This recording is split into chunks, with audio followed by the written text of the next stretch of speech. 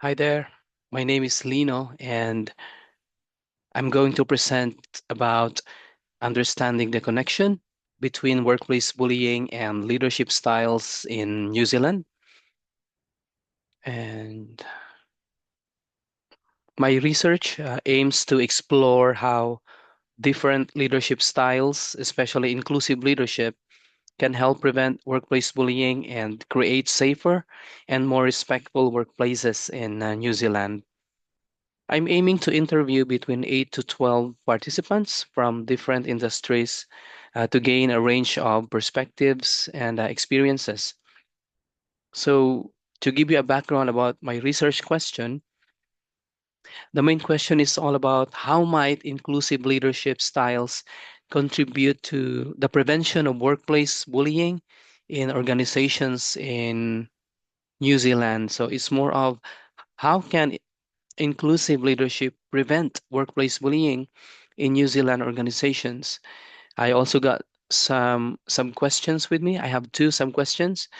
It says about what is the relationship between inclusive leadership, or should we say, what links can be found between inclusive leadership, psychological safety, and bullying behavior at work? And number two, how do employees and leaders view the role of inclusive leadership in creating safer, more respectful workplaces? So, where I am now with my research, so far I have interviewed 8 participants from range of industries, including the healthcare, the legal sector, education and manufacturing, and even the hospitality. And I'm using thematic analysis to interpret my data, and I'm currently in the familiarization stage. There are 6 stages. I'm still in the stage one. Spending time, I like listening to each audio recording and taking detailed notes. And that's the actual picture. I think on my first day of familiarization stage, when I just finished listening to one audio recording, a research interview, and I actually borrowed my son's drawing book for that. So you can see the white picture over there. So limitations and constraints. One of my main challenges has been managing my time. And my wife gave birth just recently, and that's my second son. Thank God for his life. And with all these sleepless nights and new family responsibilities, it's been a big adjustment. Alongside with that, I'm also working part-time, which sometimes makes it challenging to keep a consistent research schedule. And I think another challenge is following up with my participants, especially when it comes to scheduling interviews and getting consent forms signed. Coordinating times that fit around everyone's work commitments has taken patience and flexibility. At the same time, it taught me how to clearly communicate and how to really plan ahead. So let's jump on to the learning agreements. There are 6 learning agreements. I have reviewed them and I have my self reflections on each point. So let's go ahead and number one point about engagement with key stakeholders. And I believe I have engaged with a range of people. I had a chance to talk with different participants, both employees and in managerial level from different industries. And I have gathered their views on leadership, about workplace bullying, and the overall work climate, the work environment. And I believe that the insights I have collected will really help and hoping to build new knowledge that can guide organizations to create safer and more inclusive workplaces.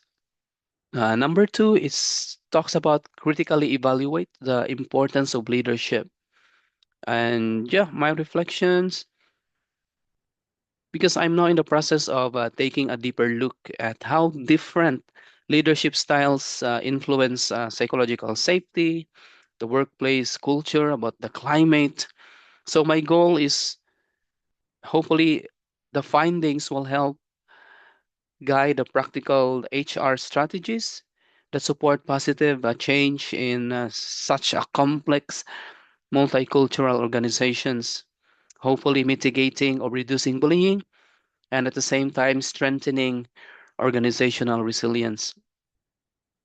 And number three, it talks about critically evaluate the role of technology in change initiatives to develop organizational resilience in practice. My thoughts on that, yeah, in my learning agreement, before I initially planned to use an online survey, but after discussing with my advisor, and thank God for her life, I realized that qualitative interviews would give more depth and richness to my research.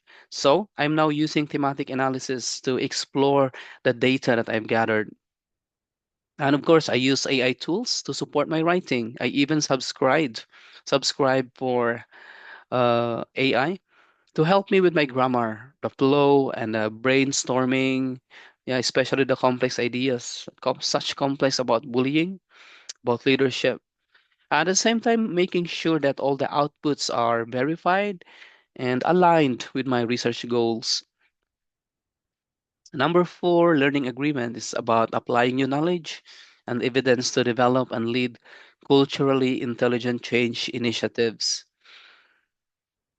As I'm having my reflections on this, I'm just getting back with my cultural framework, and it's Kaupapa Maori. That's what I'm using with this research. I'm exploring workplace bullying, and it stems from unfair use of power and creates unequal experiences.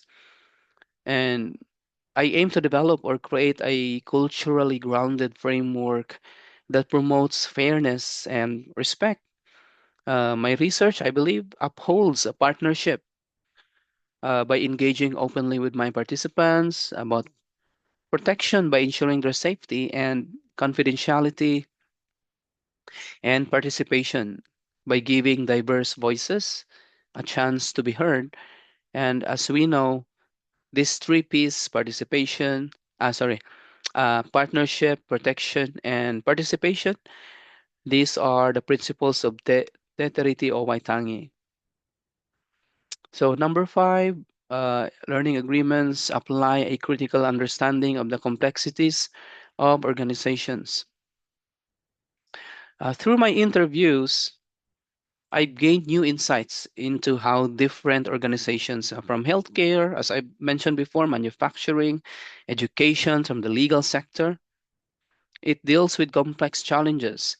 And hearing their stories, help me understand somehow their values on how they battle or how they face bullying. And I believe that these insights will guide me to develop practical change-based initiatives that can support authentic transformation and build organizational resilience. And number six, which is the last point, is apply a critical understanding of the complexities of organizations to lead practice-based initiatives that have the potential to support authentic change and enhance organizational resilience. And also, during my interviews, I've started to see patterns about fear, about silence, confusion, low motivation when it comes to bullying. I also gained insights about leaderships. And these insights really spark my curiosity to explore deeper. And I believe that these genuine stories and emotions shared by my participants will help me develop new knowledge new knowledge about complexities of leading transformational change in organizations. So yeah, that's all about it about the learning agreement. So let me jump on to about what's next for me. My next step is to keep listening to my interview recordings and continue taking notes. Once I have completed my data familiarization stage, which is the stage one, I'll move into full thematic analysis stage 2 until up to 6 to identify key themes across participants. I'm planning to analyze the data manually as well. So I will keep using my son's drawing books, and I will also use sticky notes. This I believe as a creative way to visualize my ideas. And so I'll be using an inductive approach, allowing the data to guide me. So yeah, that's it. I think with your experience and perspective, if you're listening right now, I would really appreciate any feedback on how I can strengthen my research, like maybe around my methodology, my framework, or any other ideas you think that could add value would truly matter and would help me improve as I move toward this final project. So thanks for listening.